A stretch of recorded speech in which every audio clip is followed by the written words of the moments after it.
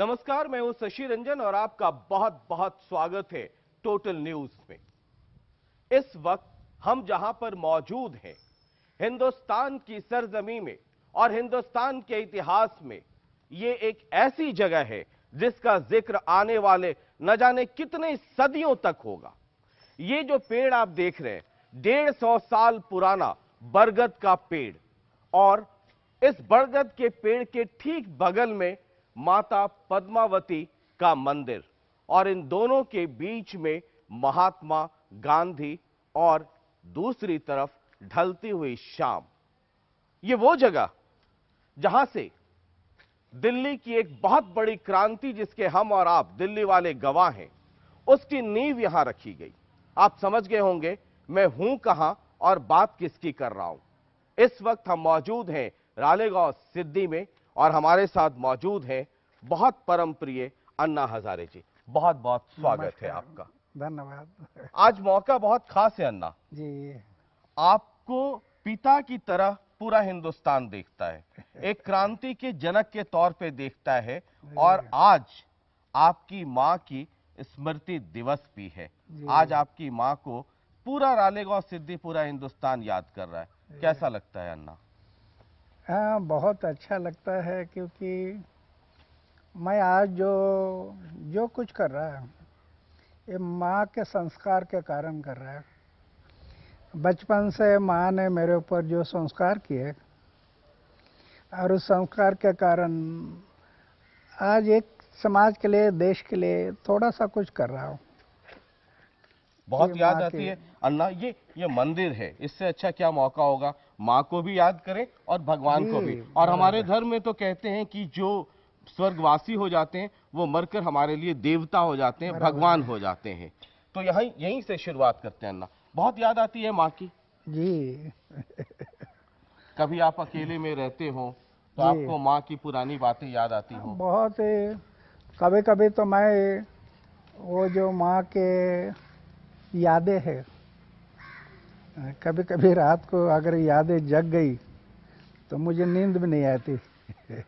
अन्ना, कोई ऐसी, आज मौका भी है, दस्तूर भी है, कोई ऐसी याद जो आपकी आंखें गीली कर देती हो, जो आपको, और आप तो ऐसे शख्स हैं, इतने बुलंद हैं, फौलादी हैं, जो कभी किसी के सामने आप रोते नहीं, लेकिन कभी माँ की वैसी कोई बात याद आ जाती हो कि लगता कि माँ, काश माँ आज मेरी होती आज। क्या है कि मैं बार बार जो आंदोलन करता समाज के लिए, देश के लिए, देश के भलाई के लिए, समाज के भलाई के लिए, करीब 15-16 बार मेरे अनशन हो गए। कभी कभी माँ भी मेरे साथ में अनशन पर बैठती थी। उसका कहना ये था, मुझे हमेशा कहते थे, तू अनशन कर, आंदोलन कर, लेकिन आमरण मत कर, तुझे जीना है समाज के लिए, डरती थी कि देश के लिए, कि बेटा अगर भूखा रहेगा। माँ को देखिए सबसे पहले चिंता होती है, वो सबसे पहले पूछती है कि बेटा खाना खाया या नहीं खाया। बराबर है। तो इसलिए वो, उसका ये कहना था कि प्राणांतिक मत कर, हाँ, समाज के लिए करते रहो। तो उसके संस्कार बड़े अच्छे बचपन से मेरे ऊपर जो हुए। तो माँ ने डांटा नहीं आपको कि इतना बार बार अनशन क्यों कर देते हो? मैं मना करती हूँ फिर भी अनशन करते हो। वो तो शुरू में कोशिश करते थे, लेकिन अन्ना कहाँ मानने वाले। मैं नहीं मानता था, फिर उसने सोचा कि ये नहीं मानेगा, तो वो जो करता है करना दो। तो आप तो अन्ना माँ की कोई बात नहीं मानते थे। माँ ने कहा अन्ना अनशन मत करो, आपने अनशन किया। माँ ने कहा अन्ना शादी करो, शादी भी नहीं की आपने। हाँ, लेकिन शादी नहीं किया, लेकिन मेरा परिवार छोटा नहीं, 4 दीवारों के अंदर एक छोटा सा परिवार मैं करना था जी। वो छोटा कर परिवार ना करते पूरा देश मेरा परिवार बन गया, बड़ा परिवार हो गया। और ये बड़े परिवार में आनंद है, ये छोटे परिवार में दुख होता है, क्योंकि सब मेरा है ना, ये मेरा, वो मेरा, ये मेरा, वो मेरा। लैट्रिन का डब्बा गुम होगा तो भी सोचते बैठता कहाँ गया, क्या हो गया। बड़े परिवार में मेरा नहीं होता, और जहाँ मेरा नहीं वहाँ सब आनंद है, आनंद है। दुख तो मेरे के पीछे है सब। हाँ, तो ये मेरा जब खत्म हो जाता है तो पूरा आनंद जीवन में आ जाता है। और वो मेरे जीवन में मैं अनुभव करता हूँ कि माँ ने शादी के लिए शुरू में सोचा, मुझे कहते रही, लेकिन जब मैंने ये तय किया कि मैं तो शादी नहीं करूँगा, कि शादी किया तो मैं देश और समाज के लिए सेवा नहीं कर पाऊँगा, चूल्हा जलाने में मैं बीत जाऊँगा, फिर तो मैं शादी नहीं करूँगा। और जब माँ ने देखा कि ये नहीं मानता, फिर वो बोलना बंद कर दिया। फिर देखा कि अब तो अन्ना मानने वाले नहीं है, अब बेकार की बात है। अन्ना, कोई ऐसी बात जो आपको लगता हो अब तो माँ नहीं है इस दुनिया में, वो अब देवता है, भगवान हो गई, ऐसी कोई बात आपको लगती है कि काश ये माँ की बात, ये वाली इच्छा पूरी कर दी होती? ऐसे तो कई बातें थी, लेकिन माँ हमेशा एक बहुत ग्रेजुएशन नहीं थी, बहुत लिखी पढ़ी नहीं थी, लेकिन पूरा गांव एक ऐसे प्यार किया था। वो कभी मंदिर में आते थे तो एक बटुआ था, उसमें पेपरमेंट की गोलियां रखती थी। अच्छा। और जब चलती थी तो बच्चे आते थे कि माँ अभी गोलियां देने वाली है, तो उसके पीछे बच्चों की भीड़ होती थी गोलियों के लिए। तो बड़ा प्यार किया मैंने, बच्चों के बड़ों से बहुत प्यार किया।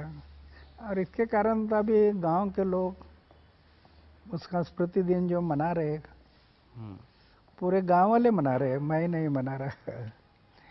अभी पूरे गांव को भोजन देने वाले हैं, अब इस पड़ोस के गांव के लोगों को बुलाने वाले हैं, और उनको सब भोजन वगैरह देकर वो स्मृति दिन मना रहे। और माँ की याद के लिए माँ की जो कविता होती है, तो शाम को कविता का भी कार्यक्रम होता है। अच्छा। तो कवि जो लोग हैं, वो कवि लोग जी, वो माँ के ऊपर है पूरे। अच्छा, माँ के ऊपर कवि हाँ, सम्मेलन। हाँ, पूरे माँ के ऊपर लिखते हैं। अन्ना, जैसे माँ की जड़ें जमीन में बहुत नीचे तक होती हैं, वो संस्कार की जड़ें होती हैं, वो आदर्श की जड़ें होती हैं, वो ममता की जड़ें होती हैं। ये इसी प्रांगण में एक और पेड़ है, इसकी जड़ें भी बहुत नीचे तक हैं। इनकी जितनी शाखाएं हैं उनमें भी देखिए जड़ें आ रही हैं। 150 साल पुराना ये बरगद का पेड़, लगता है कि ये जो मूल्य हैं समाज में, सोसाइटी में, बिल्कुल उसकी जड़ें हिल रही हैं आजकल। बिल्कुल। ये जो जड़ें है ना, ये समाज को ये कह रही है कि कार्यकर्ता बोलकर अगर काम करना है तो इसका मूल जड़ कहाँ है? इसका मूल जड़ तो दिखाई नहीं देता, पूरी जड़ें हैं। ऐसे कार्यकर्ताओं ने समाज और देश के लिए काम करते समय खुद जो मूल जड़ है उसको भूल जाओ और ये जड़ों के मुताबिक फैल जाओ, तो उसमें समाज और देश का बहुत बड़ा काम होगा। ये आपने जो बात कही, इसको मैं आगे इस पर और आगे बात करूंगा कि खुद को भूल जाओ और बाकी जड़ों को और तनाव को, शाखाओं को फैलाओ। आपने बात जो कही है इसका बहुत लंबी चौड़ी, इसकी बहुत लंबा चौड़ा इसका मतलब है।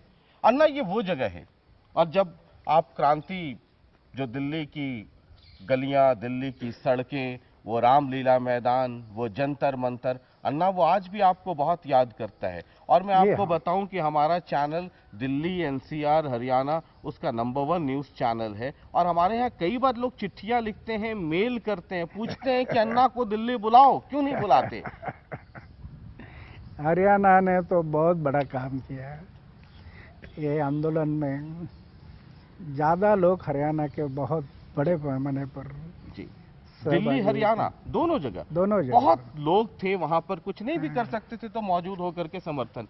ये नींव उस आंदोलन की यहीं से रखी गई, इसलिए हम आपको यहाँ लेकर के आए हैं कि लोगों को एक बार फिर उनकी यादें ताज़ा करवा सके कि ये वो जगह है, ये वो पेड़ है, इसको गौर से देखिए। 150 साल पुराना पेड़ है, लेकिन जितना पुराना होता जा रहा है जड़ें उतनी मजबूत और पेड़ उतना मजबूत और उतना ही बड़ा। क्या हिंदुस्तान के लोकतंत्र को ऐसा नहीं होना चाहिए? बिल्कुल, आज वही तो कमी है, जड़ें ही कमजोर हो रही है और कमजोर होने के कारण जो फैलना चाहिए वो फैलने वाली बात नहीं हो रही है। ये जितना फैलते जाता उतना छाव दे देगा समाज के लिए, पर्यावरण का प्रश्न उससे छूटेगा और जो वर्षा वाली बात है वो भी इससे तो होती है। ये कैसे शुरू हुआ था अन्ना? ये मैंने आपके बहुत सारे इंटरव्यूज देखे। जब मैं आपका इंटरव्यू करने आ रहा था तो तकरीबन 98 इंटरव्यूज मैंने यूट्यूब पर आपके देखे। और मैं ये पूरे दिल्ली में भी जब हमारी बातचीत होती है लोगों से, वो पूछते हैं, और कई लोग जब मुझसे मिलते हैं, हर कोई आकर के आपसे नहीं मिल सकता, वो पूछते हैं कि आप लोग जर्नलिस्ट हैं, अन्ना से मुलाकात हो तो जरूर पूछिएगा कि ये नींव कैसे रखी गई उस इतने बड़े आंदोलन की। हिंदुस्तान में मैं 3 चीजें कहता हूं। आजादी के वक्त एक आंदोलन हुआ, उसके बाद एक जेपी का मूवमेंट हुआ, जयप्रकाश नारायण का, तीसरा मूवमेंट अगर किसी का हुआ तो वो अन्ना हजारे का हुआ। ये डंके की चोट पे सारे लोग कहते हैं, चाहे वो आपको प्यार करें या आपके विरोधी हो, सब लोग ये बात कहते हैं। उसकी नींव कैसे रखी, कैसे उसकी शुरुआत हुई? अन्ना क्या है, कई बातें ऐसे होती है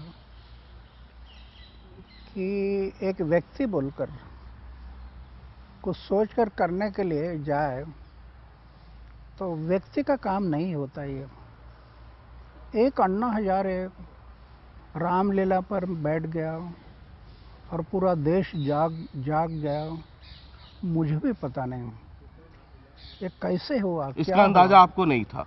मुझे पता नहीं जी। ये सब उसकी लीला है, कर्ता कर्विता सब वो है, हम तो निमित्त मात्र बैठ गया जी, और सब उसने ये सब काम कर दिया। लेकिन ये कैसे आया मन में आपके कि आप तो पहले ग्राम सभा पर और रालेगांव सिद्धि में आपने बहुत कुछ किया था, उसके बारे में भी लोग जानते थे, आरटीआई के बारे में जानते थे कि आरटीआई पे बहुत कुछ आप कर रहे हैं, लेकिन ये जो लोकपाल बिल वाला जो पूरा का पूरा आंदोलन हुआ उसकी शुरुआत कैसे हुई? ये पूरी की पूरी टीम इकट्ठा कैसे हुई? आप उसमें कैसे जुड़े?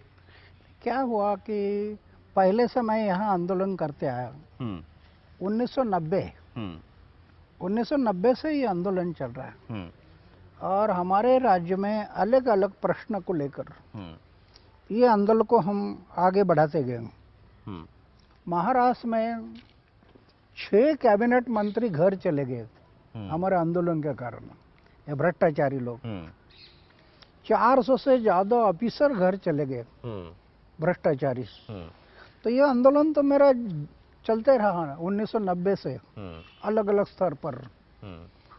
और जब मैं दिखाई दिया ये आरटीआई का काम जब हाथ में लिया, 8 साल मैं लड़ा आरटीआई के साथ और पहले आरटीआई का कानून महाराष्ट्र में बना 2002 में जी, और वही ड्रॉप लेकर 2005 में भारत सरकार ने आरटीआई का कानून बनाया। ये हमारा ड्रॉप है ना, आप देखिए कि महाराष्ट्र का ड्रॉप और वो सेम है।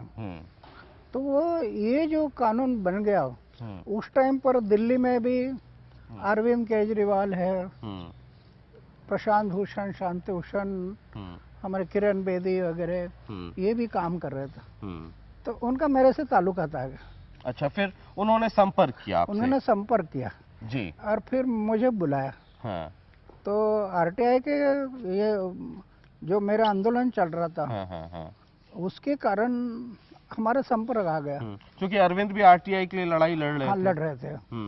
तो उसमें जब मैं अलग अलग विषय पर ये आंदोलन कर रहा था तब ये बात आ गया है कि जनलोकपाल, देश का भ्रष्टाचार को अगर कम करना है तो जनलोकपाल जैसे कानून जो बनाना है तो वो कानून अगर बन जाए तो बहुत बड़ा भ्रष्टाचार कम होगा। लेकिन क्या हुआ कि ये हमें पता नहीं था और कोई भी नहीं जानते कि कोई भी कानून बनता है तो विधानसभा और लोकसभा में बनता है, लेकिन ड्राफ्ट बनाते समय जनता का सहभाग लेकर ड्राफ्ट बनाना चाहिए। फिर मैं इनको बताया कि हम इस बात का आग्रह करें कि हमारा ड्राफ्ट हम बनाएंगे। आपने अरविंद केजरीवाल और इन मनीष को और किरण बेदी, प्रशांत भूषण सबको समझाया? सबको समझाया कि ड्राफ्ट हमारा होना चाहिए। जनतंत्र में, लोकतंत्र में कोई भी कानून बनता है तो ड्राफ्ट हमारा जनता का होना चाहिए। कानून तो विधानसभा और लोकसभा में बनता है, ये तो ठीक है, लेकिन ड्राफ्ट जनता का होने से क्या क्या पॉइंट होना चाहिए वो हम तय करेंगे जी। तब वो ड्राफ्ट फिर उनके दिमाग में आ गए। फिर हम लोग बैठ गए, ड्राफ्ट बनाए। एक 2-3 महीना में एक अच्छा ड्राफ्ट बना। फिर सरकार को भेज दिया, लेकिन सरकार मानने के लिए तैयार नहीं, क्योंकि वो ड्राफ्ट अगर सरकार स्वीकार करती है तो इनके तो कई मंत्री जेल में अंदर हो जाते बड़े घर में जी। जैसे आपने महाराष्ट्र में भेजा, बहुत सारे लोग चले जाते तो ये लोग अंदर चले जाते हैं, मंत्री और इनका खाना बंद हो जाता है। पारदर्शिता जितने आ जाएगी उतना ये करप्शन नहीं कर पाएंगे, तो वो मानने के लिए तैयार नहीं। फिर 5 अप्रैल 2011 पहले अनशन मैं डिक्लेयर किया और इनको भी सबको बताया। अच्छा, ये मतलब ये आज देखिए आप बहुत सारी ऐसी बातें कह रहे हैं जो अब तक लोगों ने नहीं सुना है। ये जो पहला वाला अनशन था वो आपने डिक्लेयर किया और अरविंद और जो बाकी जितने लोग थे उनको बताया कि अनशन करूंगा। हाँ, मैं अरविंद और इनको बताया कि मैं जंतर मंतर पर ये आंदोलन करना। अच्छा, हमारे ड्राफ्ट को स्वीकार करो। तो ये जंतर मंतर का ख्याल कैसे आया आपके जहन में? कोई और भी जगह हो सकती थी? नहीं, लेकिन जंतर मंतर ये आपका कोई भी आंदोलन की जगह, वो जगह दिल्ली तो जंतर मंतर है, इसलिए वो तो आपने अरविंद और इन लोगों को बताया कि जंतर मंतर पे बैठ जाओ। हाँ, हम लोग सब उधर, मैं अनशन करूंगा, आप अनशन मत करो, पीछे से बैठ जाओ, लेकिन मैं अनशन पर बैठा। फिर मैं अनशन पर बैठ गया जंतर मंतर पर। अच्छा, और ये सब फिर आंदोलन आगे बढ़ा। फिर उसमें लोगों को वो बात बहुत अच्छी लगी कि ड्राफ्ट जनता का होना चाहिए। इतना रिस्पांस मिला 5 अप्रैल 2011 जंतर मंतर के आंदोलन में, इतना रिस्पांस मिला बहुत।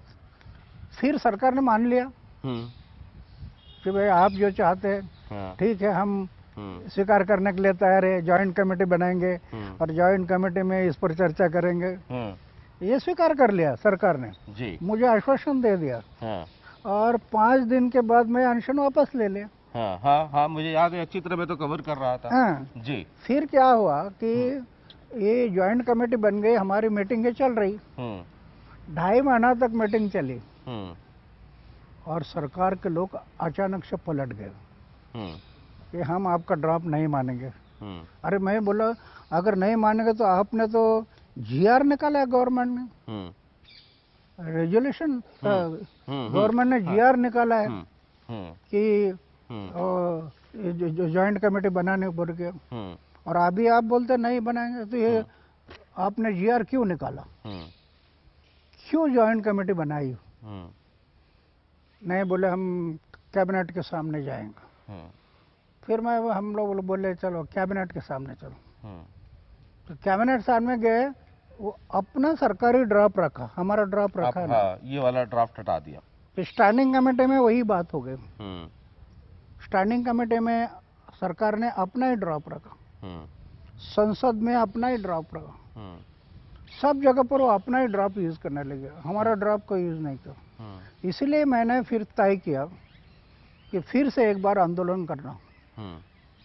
अच्छा, ये आपने बताया अरविंद और, क्योंकि मैं इसलिए पूछ रहा हूँ ना कि बहुत सारे पॉलिटिशियंस है, ये कहते हैं कि नहीं तो अरविंद जी जो कहते थे, अरविंद एंड कंपनी बोलने लगे, वही अन्ना हजारे कहते थे। लेकिन ये आज पहली दफा पता चल रहा है कि अनशन के लिए आपने कहा कि मैं अनशन पे बैठूंगा, और दूसरी बार भी आपने कहा कि अनशन के लिए बैठूंगा, कि दूसरा रास्ता नहीं था ना।